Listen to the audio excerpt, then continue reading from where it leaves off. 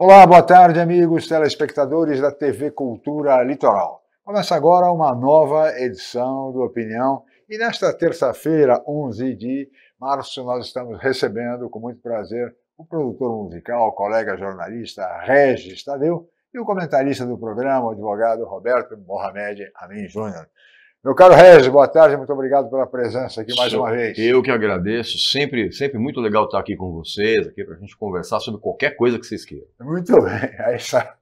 Roberto, boa tarde, obrigado, boa tarde, Roberto. Chico. Muito bem, olha, Regis, nós vamos começar, Roberto, com o VT do Roda Viva de ontem, a TV Cultura, que entrevistou a ministra do Meio Ambiente, Marina Silva, deputada federal da rede. Vamos ver um VT onde ela fala sobre a popularidade do governo Lula, que não anda grande coisa, como se sabe. Vamos ver. Bem, primeiro, eu acho que pesquisa é sempre, isso é um jargão que a gente usa o tempo todo, né? É sempre um momento, é um registro de um determinado momento. E eu acho que a gente tem que olhar, nesse momento, para as pesquisas que trazem as informações necessárias, ajudam a gente a fazer correção de rotas, mas com a tranquilidade de quem está fazendo algo que é muito importante para a história do Brasil. O presidente Lula está fazendo algo, eu fico assim, acho estranho quando eu vejo as pessoas dizerem que o governo está sem rumo. Eu não sei de onde as pessoas tiram isso.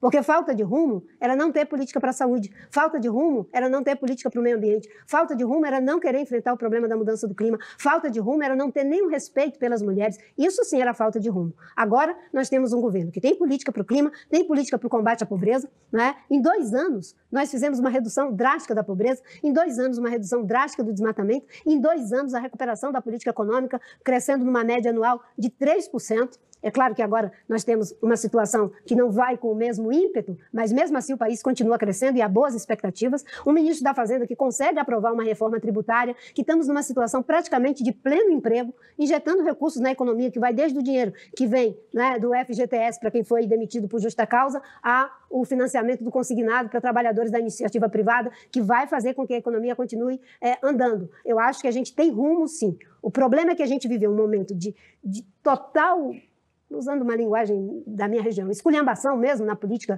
econômica, na política social, na política ambiental, né? Que fazer o básico parece que é falta de rumo. Pelo contrário, falta de rumo é querer, depois de tudo que aconteceu com a ditadura militar, você querer reeditar uma ditadura em pleno século XXI.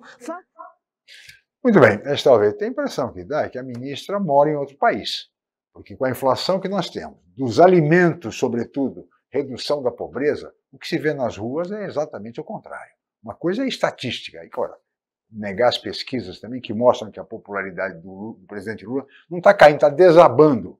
Essa é a realidade de momento. E parece que ela está fora da realidade, Roberto. Fiquem à vontade. Eu acho uma bondade da sua parte você dizer que a nossa querida ministra está fora, está em outro país. Marina Silva está em outro planeta. Esse é outro planeta. Porque assim, o Brasil que ela coloca nesse amontoado de frases é um Brasil absolutamente irreal. A gente não tem nada disso. E outra, você vê, mas nós temos agora uma política de empregos. Cara, o nível de desemprego no Brasil continua crescendo o tempo todo. É só você caminhar nas ruas. Então, essa distância da realidade é uma coisa, mais uma vez aquela velha história que a gente fala, de que políticos e ministros vivem numa bolha de adulação que ele não tem nem o que dizer. Roberto Mohamed, gostaria de ouvi-lo. Quem ouve a Marina falar é exatamente o que o Regis falou. Ela tem um discurso afiado, ela é impositiva quando fala. Eu tenho uma admiração pessoal para ela, ela já participou aqui do programa.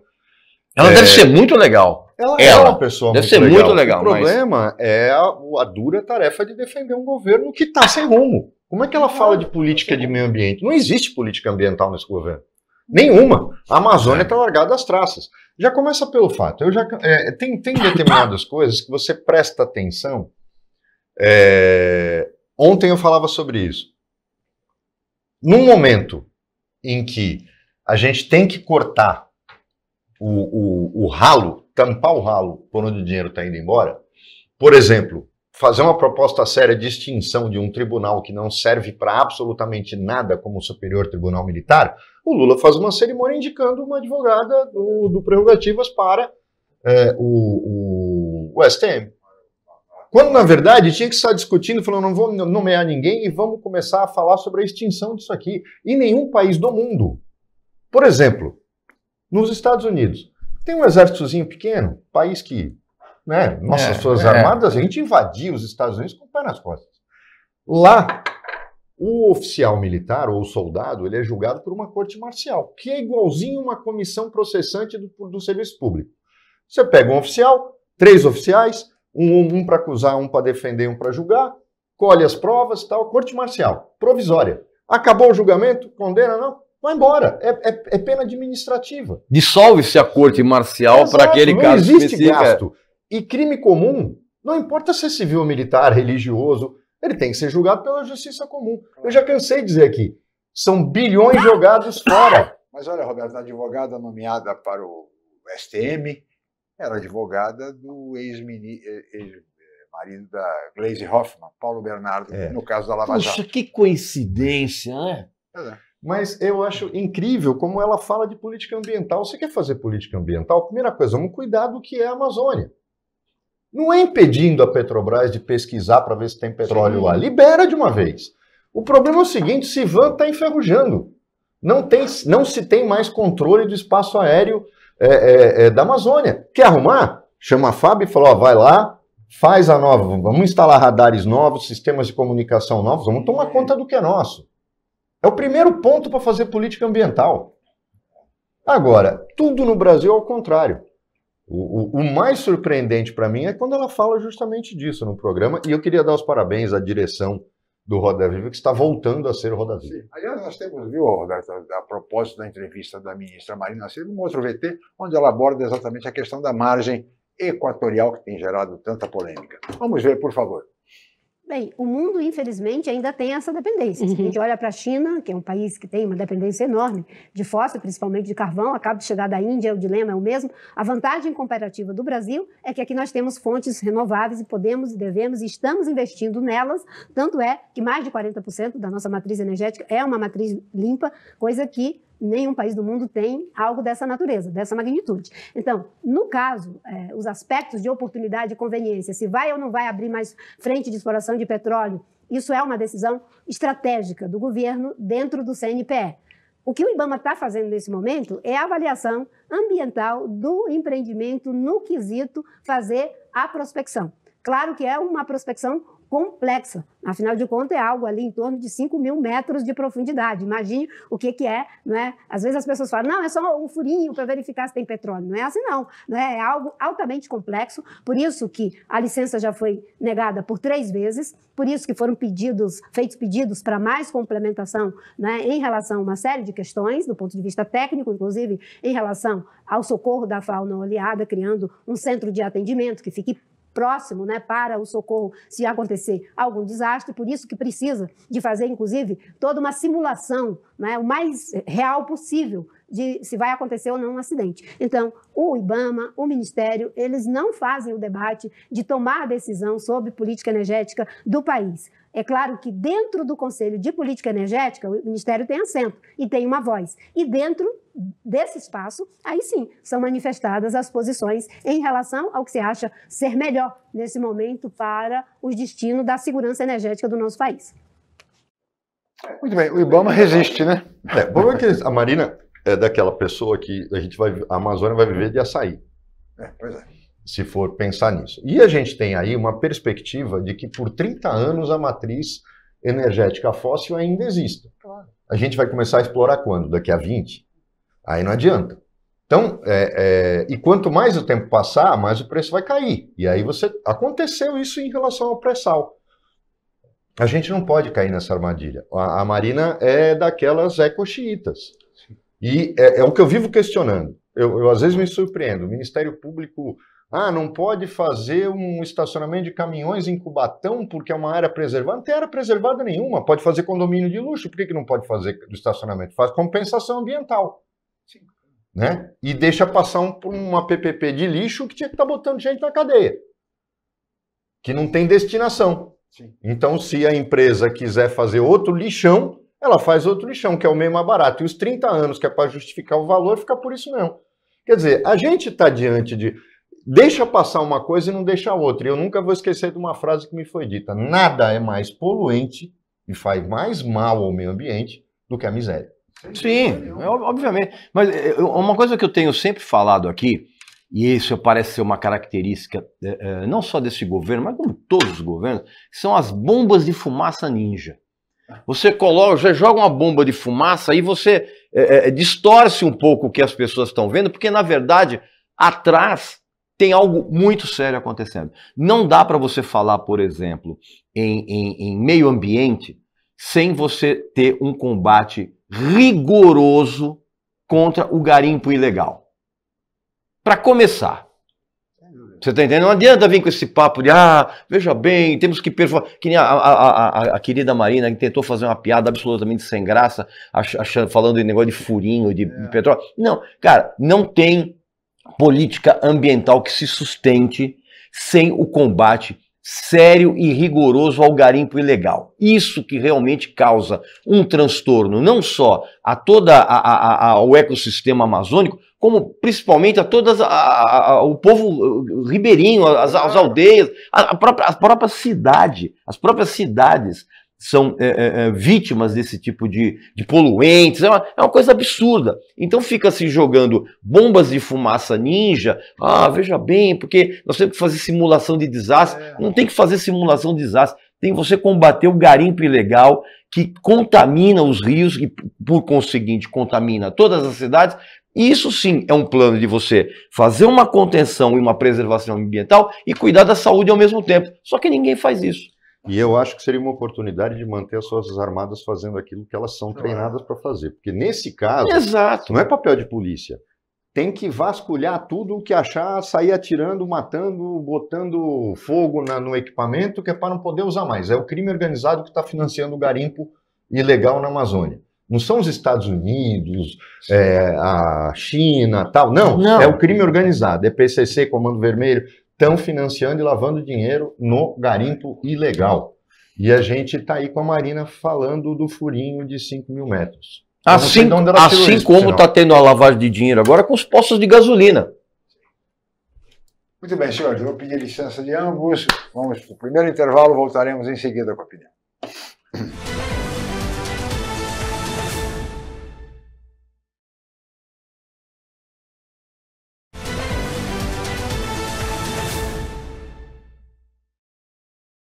Muito bem, estamos de volta com a opinião desta terça-feira, 11 de março, e hoje recebendo Regis Tadeu, colega jornalista, produtor musical, e o nosso comentarista, o advogado Roberto Mohamed. Agora eu queria chamar a atenção dos senhores para um próximo VT, que é o tema do momento, tema político do momento, a posse, no dia de ontem, da nova ministra das Relações Institucionais, deputada Gleisi Hoffmann, e também do novo ministro da Saúde, Alexandre Padilha. Ministério da Saúde, que tem gerado muita polêmica. Aliás, a própria saída da despedida da ex-ministra Anísia também já causou muita celeuma. Vamos ver. Cerca de 2.000 pessoas foram à cerimônia no Palácio do Planalto. Lula estava acompanhado pelos presidentes do Senado, Davi Alcolumbre, e da Câmara, Hugo Mota. A mudança na saúde atendeu a um desejo de Lula por um perfil mais político e por mais agilidade na pasta.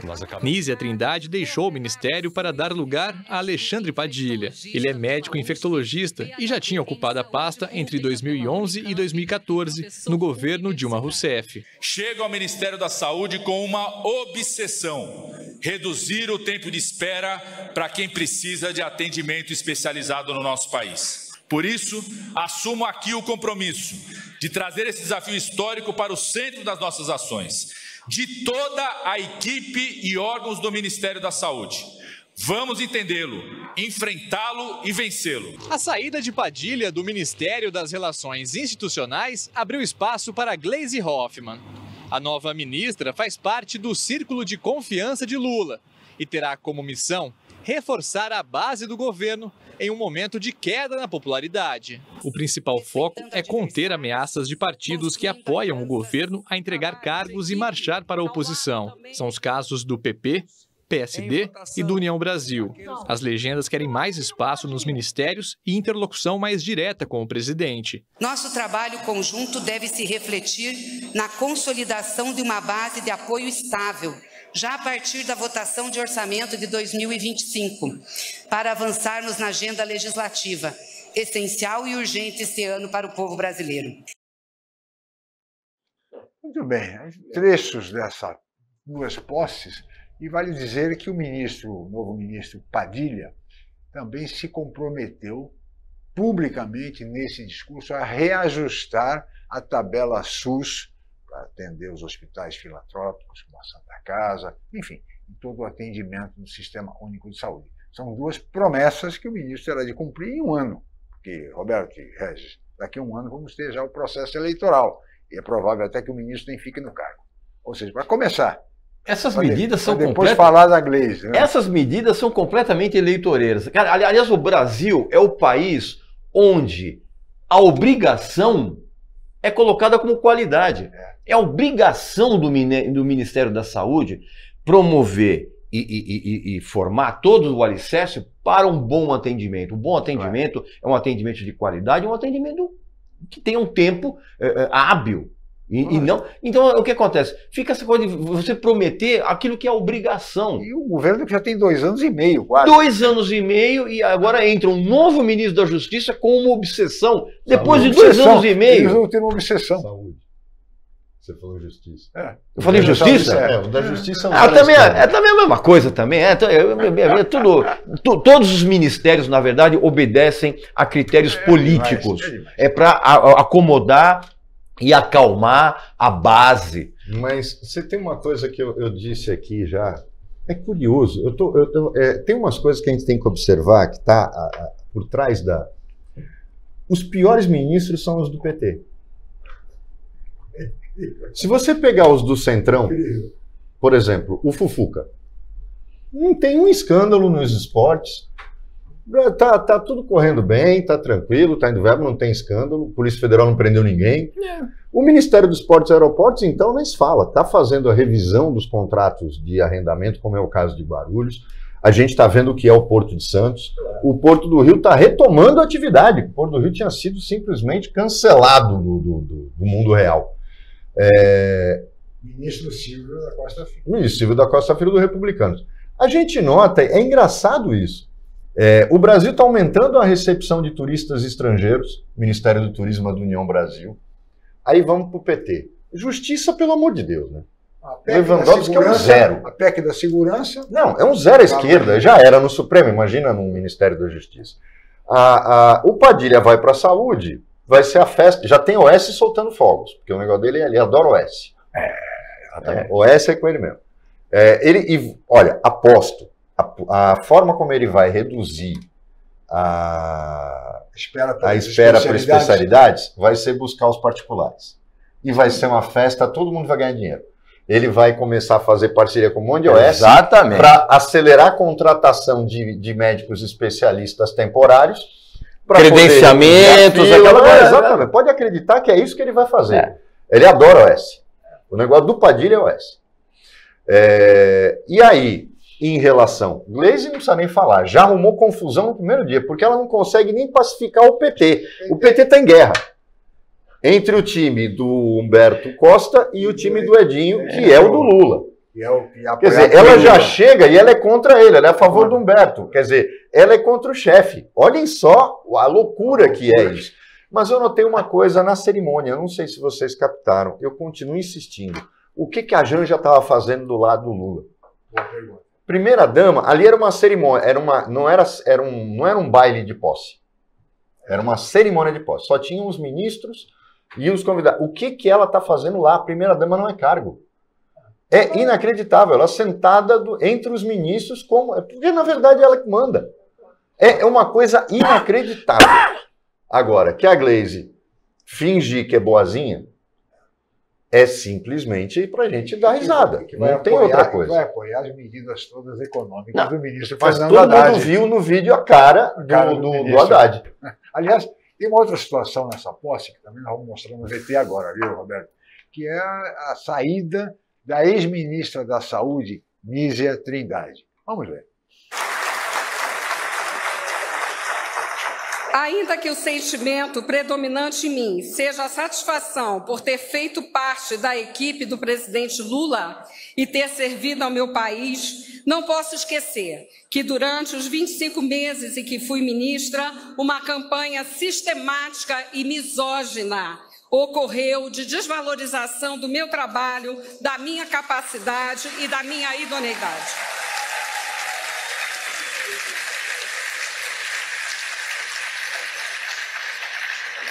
Não é possível e não aceito, e acho que não devemos aceitar como natural o comportamento político dessa natureza. Muito bem. Isto até temos aí, ela mais ou menos na Semana Internacional da Mulher. Bomba de fumaça ninja. Bom, é o que eu falo. Assim, a nossa querida ex-ministra, ela usa uma justificativa que não condiz com a realidade do que foi a gestão dela na saúde. Sim. Ponto. Mas é aquela coisa de botar a culpa Em alguém, Você né? já viu alguém ser mandado embora e falou assim, é que me pegaram jogando no computador, Não. eu faltei na véspera de carnaval. Não, calma. Deu um desfalque. Fui perseguido. É esse tipo de coisa. É sempre assim. Agora, o que mais me chama a atenção aí, eu hoje de manhã vi a Natuzaneri falando o seguinte. Eu sou fã de carteirinha dela, já cansei de falar aqui, mas ela foi brilhante. Ela virou e falou, como mulher, eu estou dizendo isso. Ela não foi mandada embora porque ela é mulher. Ela não foi criticada porque é mulher, porque ela é uma péssima gestora no Ministério da Saúde. E foi isso que aconteceu. Agora, é curioso ela falar, me perseguiram, questionaram a minha idoneidade. Uai, foi ela que liberou verbas astronômicas para a prefeitura ligada ao filho dela. Primeiro ato administrativo dela. Se ela quer manter a idoneidade dela intocada, ela não podia ter feito isso. Segundo, competência. Que competência? Essa mulher, primeiro que a formação dela já é uma coisa esquisita. Porque ela não é nem gestora, nem médica. O que ela está fazendo lá? Então, foi péssima. Era aquela cota. O governo Lula, no começo, vocês vão lembrar disso, ele veio com um discurso de inclusão. Não, vamos incluir as mulheres, porque as mulheres são muito importantes. E é óbvio que as mulheres são muito importantes, é evidente que sim. E são importantes na política também. Só que o que acontece? Bomba de fumaça ninja. Vamos colocar vários ministérios com mulheres e vamos cortando à medida da necessidade de acomodar interesses políticos. Ponto. E tem um detalhe também, o Ministério da Saúde... Deu até desafinado agora, você viu? O primeiro escalão, Roberto, era controlado pelo PSOL do Rio de Janeiro. Ou seja, e todo mundo sabe como é que o PSOL funciona. Exato. Era tudo para os amigos e nada para os inimigos. Então, na verdade, ela teve a chance de ser brilhante. Por quê? Ela estava substituindo o Pazuello. Pô, qualquer um consegue ser melhor. Um cone de trânsito. Se você nomeasse um cone de trânsito... boneco de gosto ia se dar bem. Sabe aquele que fica... se dar mal. Ela conseguiu ser pior que o Pazuello. Então não dá para acreditar numa mulher que não consegue suplantar o seu antecessor, que era um zero à esquerda não, né? Que ele está no negativo, Pazuello. Então, é inacreditável como agora ela bota a culpa. Porque eu sou mulher. Porque eu sou de esquerda. Porque eu não sou médica. Não, é porque é incompetente. É muito simples o raciocínio. O problema, e é fácil você pensar, por exemplo, como eu falei aqui, eu já disse o que é que vai acontecer. Padilha a questão do reajuste da tabela SUS é uma outra coisa. Não sei de onde ele vai tirar o dinheiro, mas tem. Orçamento tem. A saúde, se eu não me engano, é o terceiro... Isso, o STM já entrava aí logo no caixa uns 7 bilhões. Se eu não me engano, o Ministério da Saúde é o terceiro maior orçamento. Terceiro maior orçamento. Só perde para a Previdência e máquina administrativa, que é salários e tal. O terceiro maior orçamento é dele. Você tem, e ele vai conseguir. O problema da tabela SUS, dinheiro tem. E essa questão, trabalhando com as OS, vai deixar um monte de gente feliz e rico, mas resolve. Da mesma forma como no Ministério da Educação, Chico, se você, aquela coisa toda, aparece quando? Você não precisa aumentar o Fundeb. Não é isso. Mas no Ministério da Educação, é participar da gestão com as prefeituras e com os estados de uma forma pequena, mas ampliando aos poucos o investimento na formação de professores. Mas é incrível como parece distante a solução para o pessoal do governo. Aí a Marina diz que não, ele tem rumo, a gente só não sabe para onde. Muito bem, Roberto. Regis, vamos para mais intervalo, voltaremos em seguida com a opinião.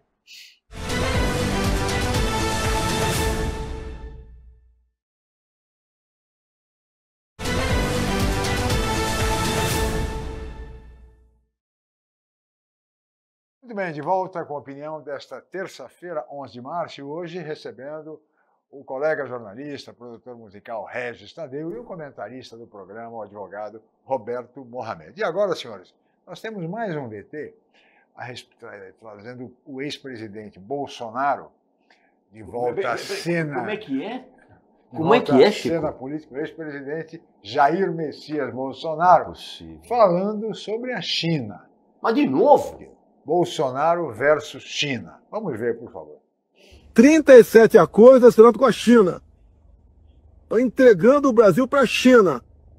37 acordos assinados no final do ano passado por ocasião do G20 aqui no Brasil. Entre elas, um acordo de energia nuclear.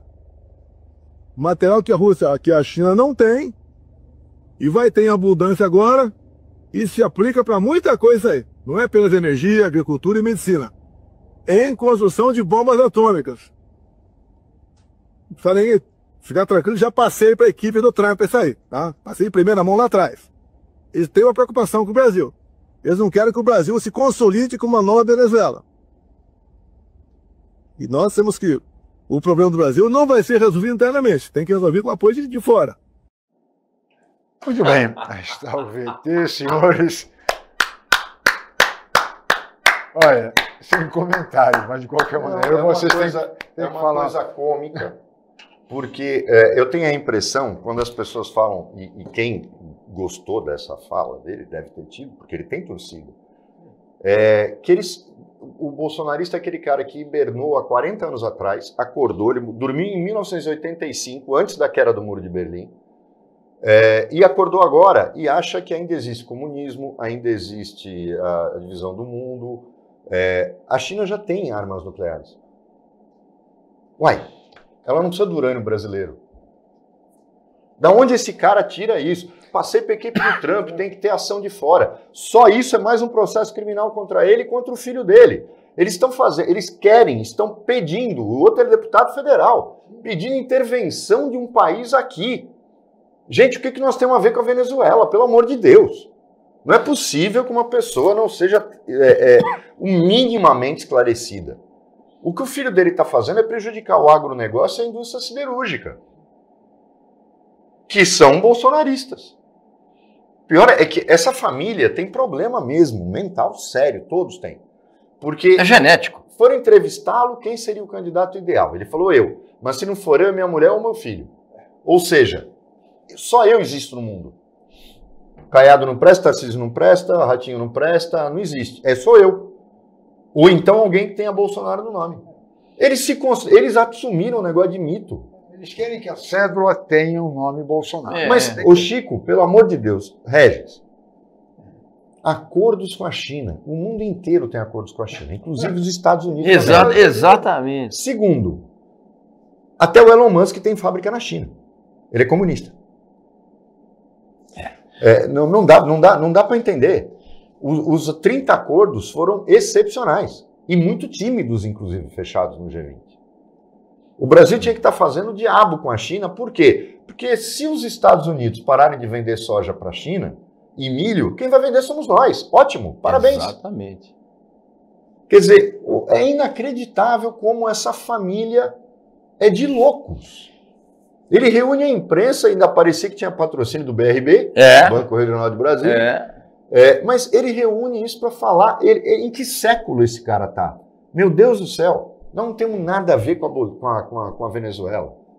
Ele queria transformar o Brasil na Venezuela. Vamos recapitular. Se ele queria dar um golpe de Estado para não respeitar o resultado das eleições e permanecer no poder, quem é que queria transformar o Brasil na Venezuela? Porque a Venezuela de comunista não tem nada. Porque o Maduro faz a mesma coisa. É uma ditadura, mas ele ia fazer o papel do Maduro. Exatamente. Agora, eu tenho uma explicação muito simples, meus amigos. Não fique nervoso, Roberto. Você que está em casa, meu amigo, se você prestou atenção nessa imagem, você viu o quanto o Bolsonaro está bronzeado, está queimado de sol?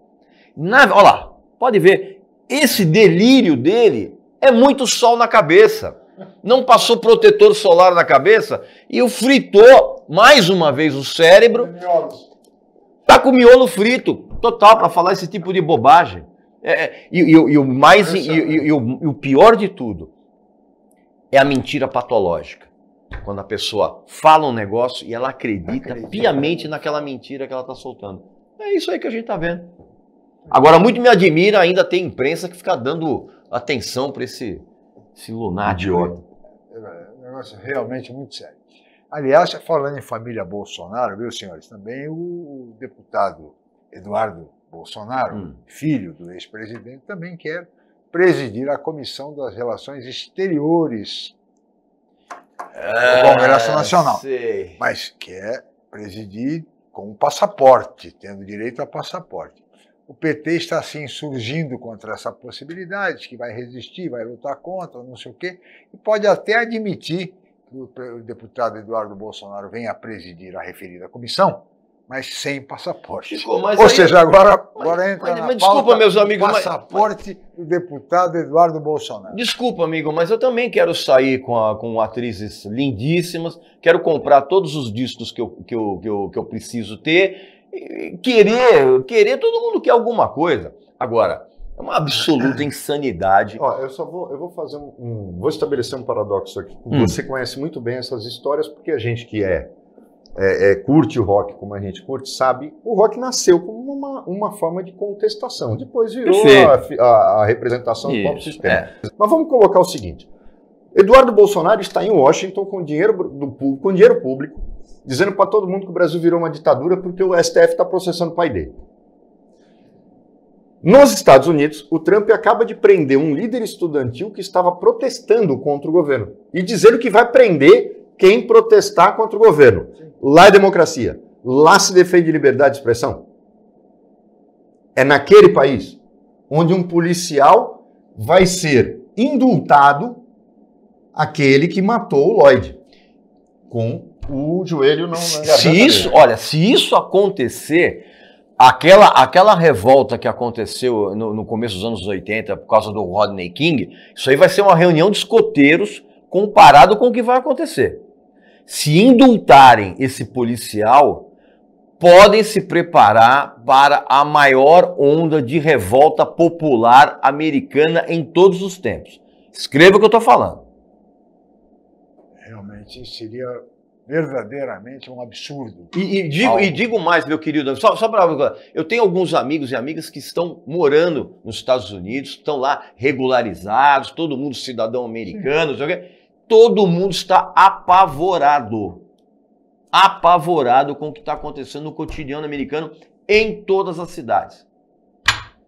Ou seja, aquela expectativa de esperança com a eleição de Donald Trump, manifestada até por pessoas que vivem nos Estados Unidos, já começa a se esvair. Completamente. Ou seja, o país corre o risco de entrar numa crise internacional e interna muito séria. E da mesma forma como tudo que eles estão fazendo aí, né, lambendo o Trump, que está nem aí, defecando e andando para eles, mas o principal está atacando os interesses daqueles que os apoiaram, porque é o Brasil o problema, não é o Lula.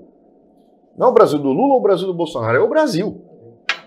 E agora os Estados Unidos é a pátria da liberdade, não? Não, e os Estados Unidos têm agora a Rússia como parceira. E aí? Aí você... Não, é mais ou menos, né?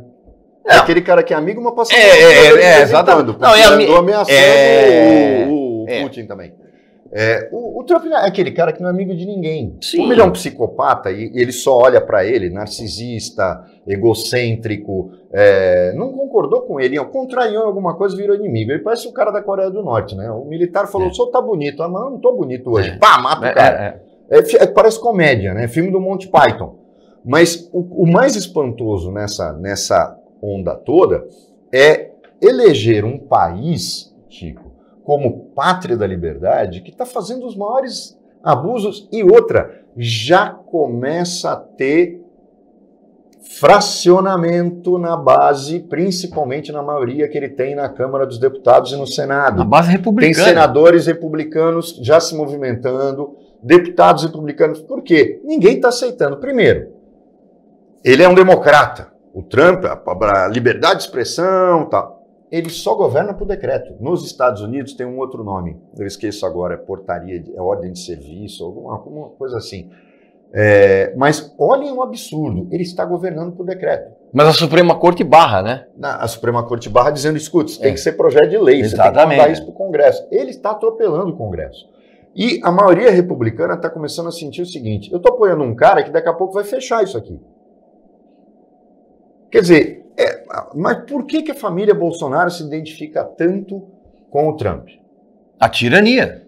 Porque eles queriam dar um golpe aqui, eles queriam fazer aqui o que ele está fazendo nos Estados Unidos, mas está fazendo de uma forma com tantos subterfúgios e de uma forma tão insana, e eu já cansei de explicar aqui no programa,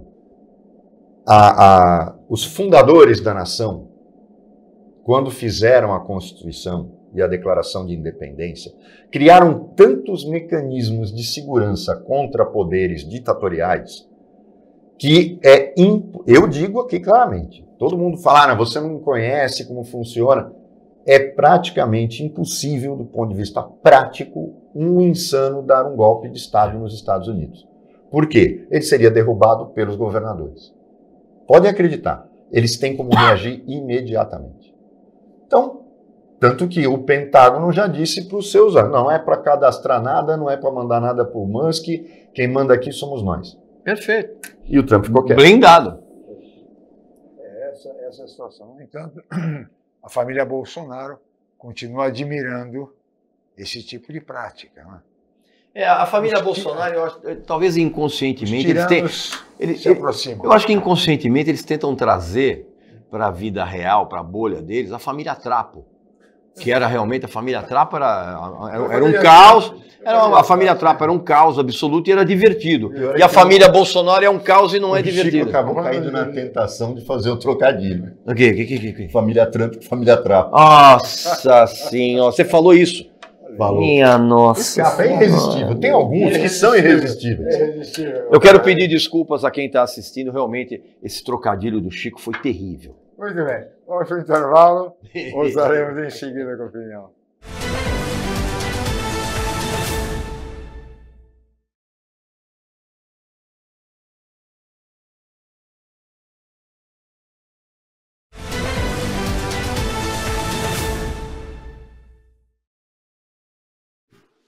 Muito bem, estamos de volta com a opinião e agora vamos para o último bloco do programa desta terça-feira, 11 de março, e que conta com a presença, a participação do colega jornalista, produtor musical Regis Tadeu e do comentarista do programa, o advogado Roberto Mohamed.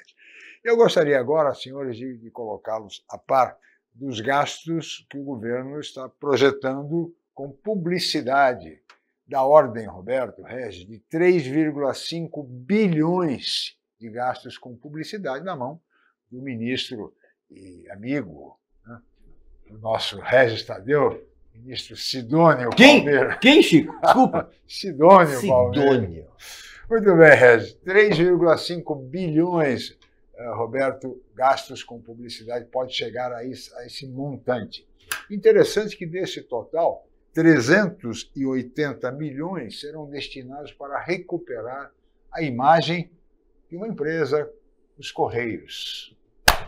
380 milhões. É inacreditável a gente estar falando de Correios em 2025, mas é isso mesmo.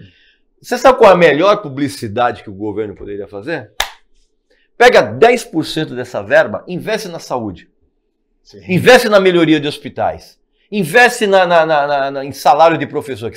Professor não tem salário, é esmola. Pega 10% disso, investe na saúde, investe na educação, investe na cultura. É a melhor resposta do mundo. Mas não. Vai dar aí Sidônio. Roberto Mohamed. É chocante ver o gasto, mas todo mundo está fazendo, o Tarcísio está gastando uma fortuna também em São Paulo e tal, isso é... Mas o mais espantoso é a forma como isso está acontecendo. E o caso dos Correios, para mim, é emblemático. Quando eu falo que o PT vive no século passado, é inacreditável. Da mesma forma que os bolsonaristas acham que a cortina de ferro ainda existe, o PT também. Está na Idade Média ainda. Correio hoje. Correio não existe mais. Essa coisa de monopólio estatal era estratégico. Isso é no tempo que instituíram o Correio Aéreo Nacional. Você precisava conectar o país. A partir do momento que o Correio virou entregador de bugiganga da China, é isso. O Correio entrega bugiganga que você compra da China. Porque nem Mercado Livre ele entrega mais, que o Mercado Livre montou uma rede de distribuição e uma rede a Amazon também. E redes muito eficientes, Exato. muito mais eficientes que o Correio. Ninguém me manda carta. Então, a partir do momento que o Correio se iguala e perde, iguala na função, mas perde na qualidade em relação a duas empresas privadas que conseguiram em pouquíssimo tempo montar uma estrutura que o Correio não consegue administrar até hoje e só serve para ser roubado, por quê? O maior, eu não sei se dá para comparar os escândalos, né? Porque até a Previ, que era considerada exemplo de gestão de fundo de pensão, já acabou de estourar escândalos, não conseguem explicar nada, isso eu já sabia faz tempo. E a gente teve caso do Portes, tal, da FUNCEF, então nem se fala, da Petros, mas o Postales é Orconcur. Postales foi saqueado. E a gente vê que o governo ainda quer investir nos Correios. Tinha que privatizar imediatamente, na verdade, liquidar a empresa e abrir concessão. Ninguém vai comprar os Correios porque vai ter que vender com monopólio. Tal. Eu acho um absurdo. O que tem que fazer é simples. Extingue os Correios, securitiza a dívida e abre um leilão de concessão de exploração desses serviços regulado e fiscalizado. É simples. Abre para o mercado. Nos Estados Unidos não existe. O Correio americano é privado. Você não pode. Lá a gente estava falando aqui na sexta-feira da questão do cheque. Americano, Previdência paga os seus benefícios.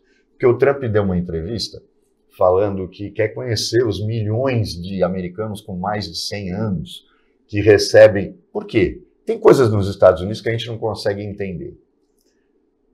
Porque se a urna eletrônica fosse boa, os Estados Unidos aplicavam. Amigo, eles não têm Pix. Mas a Previdência americana é um festival de fraude. Porque eles, inclusive, legalizam o mecanismo usado para fraudar. Olhem só. Tem coisas que eles têm que a gente tinha que copiar, muito boa, mas por que eles não usam a urna eletrônica? Pelo mesmo motivo que a Previdência americana paga até hoje os benefícios mandando cheque pelo correio. E nos Estados Unidos você pode enterrar os seus familiares no jardim da sua casa. É permitido. Era a árvore que eles gostavam, aí está lá a mãe, o pai, o avô, está todo mundo lá. Lá pode, aqui não pode. Então lá, fraudar a Previdência é a coisa mais fácil do mundo e o Estado permite. Como? Quando você está em estradas americanas ou postos de gasolina, você nota, existem umas casinhas, parecem casas de câmbio, eles não são casas de câmbio, são casas de desconto de cheque. Em vez de você ir no banco, onde você tem que se identificar, você tem que se identificar para receber o cheque. Exato. Porque ele vem nominal. Você vai nessas lojas que sequer filme tem, não tem câmera. É um portador, é como se fosse um portador. Vai lá, assina atrás, endossou com qualquer assinatura, ninguém vai te perguntar quem você recebe em dinheiro descontado uma pequena taxa. E aquela empresa deposita lá, porque está endossado, sabe-se lá por quem, e eles vão pagando. Por isso que tem um monte de fraude lá. Mas isso faz parte de um sistema que os Estados Unidos, ao contrário da Europa, onde você senta numa praça à noite e não é assaltado, você está falando de um continente com países que têm 2000 anos, né? Cultura, e não é só à noite, é de madrugada, não é só à noite, é de madrugada. Nos Estados Unidos, durante o dia, você é assaltado. Então esquece, é América, é diferente. Mas tem coisas que eles fazem que é nitidamente para ter fraude. Não vamos esquecer que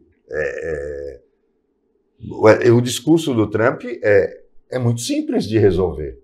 Fazer aquilo que nós tínhamos que ter feito aqui há muito tempo, ao invés da Previdência judiar das pessoas com a prova de vida. Por que nós ainda temos RG?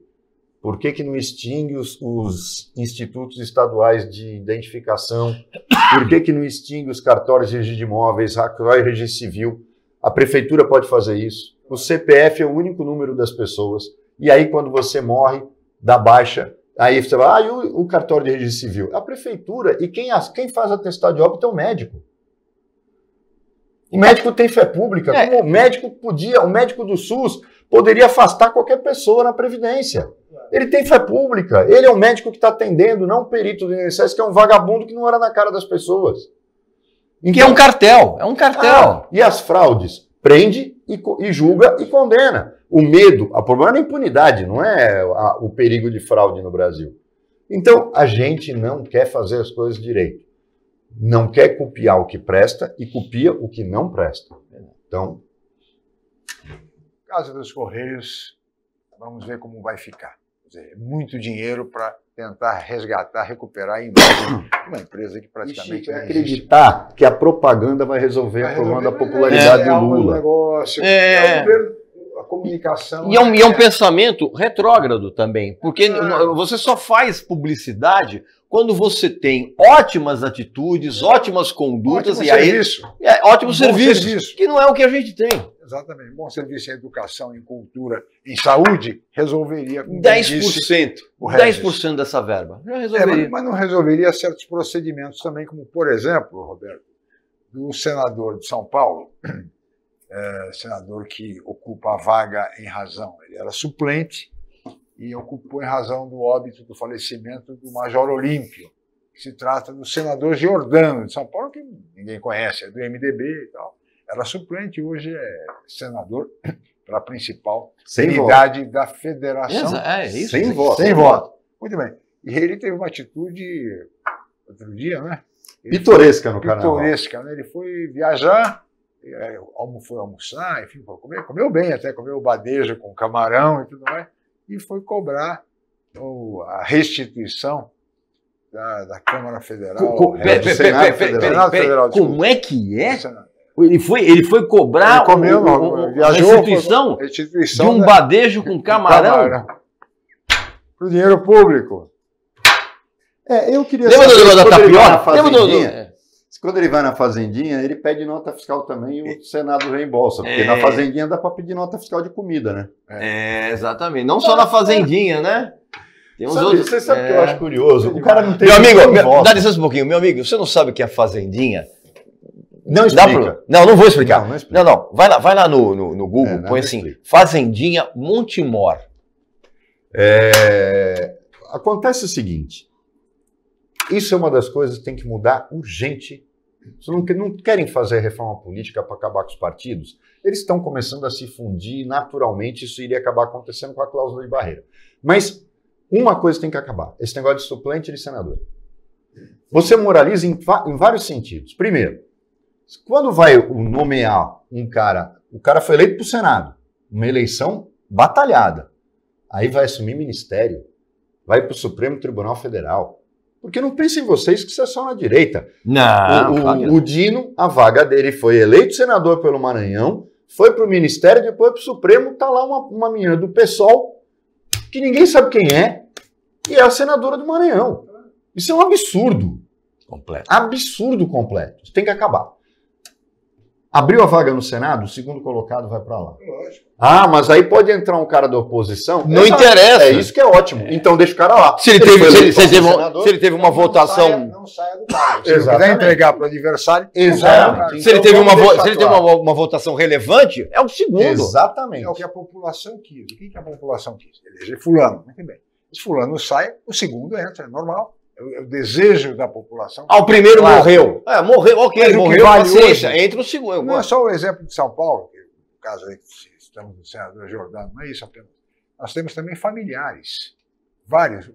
No meio, coloca como suplente a mulher, a mãe. Não faz muito tempo um senador saiu do cargo, por qualquer razão, e a mãe Ele assumiu. Imagine, a mãe. É porque há uma falha na lei que considera o seguinte: o suplente não está eleito. A lei antinepotismo só fala de políticos com mandato. Como o suplente não tem mandato, não, a lei antinepotismo é isso. Não, olha só. Mas o suplente, quando ele entra, ele passa a ter um mandato. Não tem. Ele não tem mandato. Ele é suplente. Suplente nunca tem mandato. Um negócio desse. Não tem. Consequentemente, pode. E aí é assim que ele ele passa a ter mandato depois. Só que quando ele passa a ter mandato, o parente, filho, marido, já está no governo. Então, a lei usa esse buraco, e aí tem uma razão jurídica para isso, que a lei não pode ficar prevendo atos futuros. Então, ela falou, mas ele não tem mandato, eu não posso proibir de colocar um parente como seu substituto.